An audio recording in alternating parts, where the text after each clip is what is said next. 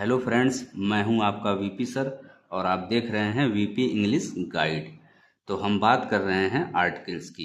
Friends, पिछले video में हमने आर्टिकल्स क्या होते हैं इसको जाना और इसके साथ ही इंडेफिनिट आर्टिकल के बारे में बात की, यानी इंडेफिनिट आर्टिकल्स को भी जाना। आज के वीडियो में हम बात करेंगे दूसरे टाइप के आर्टिकल की, जिसका नाम है डिफिनिट आर्टिकल। तो डिफिनिट आर्टिकल क्या होता है, आइए इसको हम समझते हैं। फ्रेंड्स, वह आर्टिकल जिससे किसी निश्चित व्यक्ति, वस्तु या स्थान का बोध हो, डिफिनिट आर्टिकल कहलाता है। तो ये हो गई डिफिनिट आर्टिकल की परिभाषा। और हम जानते हैं कि डिफिनिट आर्टिकल में केवल द आता है। जो ए और एन होते हैं या जो ए या एन होते हैं वो इंडिफिनिट आर्टिकल के अंतर्गत आते हैं। तो अब हम बात करेंगे नेक्स्ट पॉइंट की। फ्रेंड्स, जो द का प्रयोग होता है वो किसी नाउन की पोजीशन यानी स्थिति को डिफिनिट या निश्चित बनाने के लिए किया जाता है। तो बात स्पष्ट हो गई। तो ये हो गया डिफिनिट आर्टिकल। अब हम डिफिनिट आर्टिकल द के प्रयोग को कुछ सेंटेंसेज के साथ समझेंगे।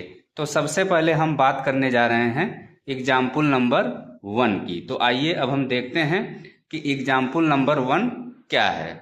फ्रेंड्स, सूर्य पूरब में उगता है, यानी the sun rises in the east.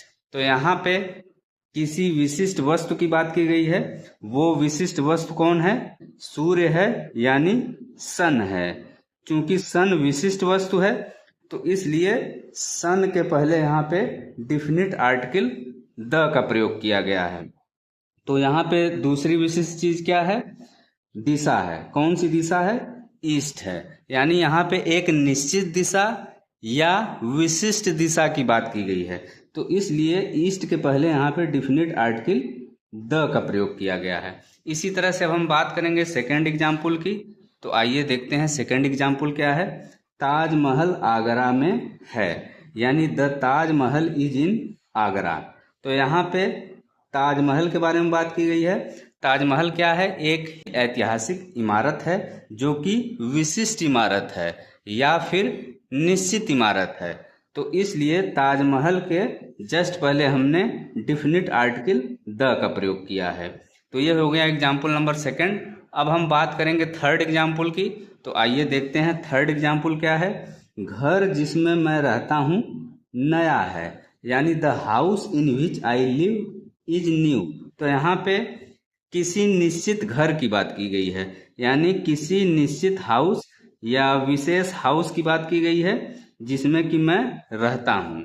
तो इसलिए यहाँ पे हाउस की पोजीशन को निश्चित बनाने के लिए यहाँ पे डिफिनिट आर्टिकल द का प्रयोग किया गया है। तो हमने पहले ही बात कर ली कि किसी नाउन की पोजीशन को निश्चित या डिफिनिट बनाने के लिए किसका प्रयोग किया जाता है?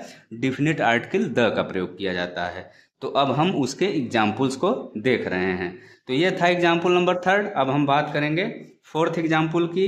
यह वही घड़ी है जो मैंने खरीदी है, यानी this is the watch which I have bought.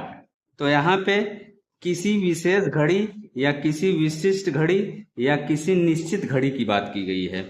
घड़ी यानी कि वॉच। तो इसलिए वॉच के यहाँ पे तो इसलिए वॉच के जस्ट पहले डिफिनिट आर्टिकल द का प्रयोग किया गया है। तो फ्रेंड्स, ये था आज का वीडियो। नेक्स्ट वीडियो में हम बात करेंगे इंडिफिनिट आर्टिकल ए या एन के प्रयोग संबंधी रूल्स की। अगर वीडियो आपको अच्छा लगे तो वीडियो को लाइक करें, शेयर करें, साथ ही चैनल सब्सक्राइब करना न भूलें। Thanks for watching.